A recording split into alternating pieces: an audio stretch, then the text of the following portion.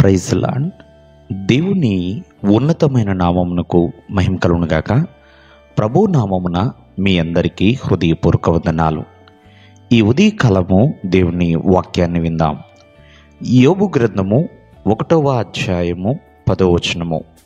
నీవు అతనికి, అతని ఇంటి వారికిని, అతనికి కలిగిన సమస్తమునకును చుట్టూ కంచె వేసితివి కదా. ప్రియులారా, ఇక్కడ దేవాది దేవుడు యోబుకు, యోబు యొక్క కుటుంబానికి కంచె వేసి ఉన్నాడండి. అతనికి కలిగిన సమస్తానికి కంచె వేసి ఉన్నాడు. ఎందుకంటే అపవాది యోబు కుటుంబాన్ని, యోబుని బాధ పెట్టాలన్న ఉద్దేశంతో యోబు యొద్దకు వెళ్ళాడు. కానీ ఆ కంచె ఎప్పుడైతే ఉన్నదో ఏమీ చేయలేక మరలా ప్రభు యొద్దకు వచ్చి అంటున్నాడు, నువ్వు అతనికి, అతని ఇంటి వారికి, అతనికి కలిగిన సమస్తమునకు కంచె వేసితివి కదా అని. ప్రియులరా, దేవుడు కంచె వేస్తే ఏ అపవాది కూడా ఏ వ్యక్తినైనా ముట్టుకోలేడు.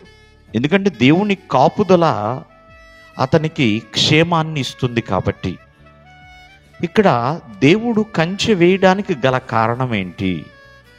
యోబుకు, అతనికి కలిగిన సమస్తానికి ఎందుకు కంచె వేసి ఉన్నాడంటే, మొదటిగా యోబు యథార్థవంతుడు, రెండవదిగా న్యాయవంతుడండి యోబు. అంతేకాదు దేవుని యందు భయభక్తులు గలవాడు, చెడుతనమును విసర్జించిన వాడండి. కావున దేవుడు కంచె వేసి ఉన్నాడు. తను ధనవంతుడైనా యథార్థంగా నడుచుకున్నాడు, న్యాయముగా నడుచుకున్నాడు. నేను ధనవంతుడిని కదా, నేను అన్యాయము చేస్తే నన్ను అడిగేవాళ్ళు ఎవరున్నారులే అని అన్యాయస్తుడిగా నడుచుకోలేదండి. న్యాయవంతుడిగా జీవించాడు. తనకి సమస్తము ఉన్నాయి, సమృద్ధి కలిగిన వాడు.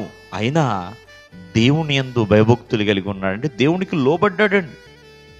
నాకేంటి సమృద్ధి ఉన్నది, ప్రేమిన వల్లరా బోళ్ళంత ఆస్తి ఉన్నది, బోళ్ళంత మంది పనివారున్నారు, చాలామంది పనివారున్నారు అని ఏమాత్రము కూడా తను అతిశయము చూపించలేదు. భయభక్తులు కలిగి జీవించాడు, చెడుతనాన్ని విసర్జించాడు, పరిశుద్ధుడిగా తను జీవించాడు. కాబట్టి దేవుడు అతనికి కలిగిన సమస్తానికి కంచె వేశాడు. ఈ రోజున దేవుని కాపుదల నీకు, నీ ఇంటికి ఉండాలి అంటే యోబు కలిగిన లక్షణాలు కలిగి ఉండాలి. దేవుడు మిమ్మల్ని ఆశీర్వదించును గాక. ఆమేన్.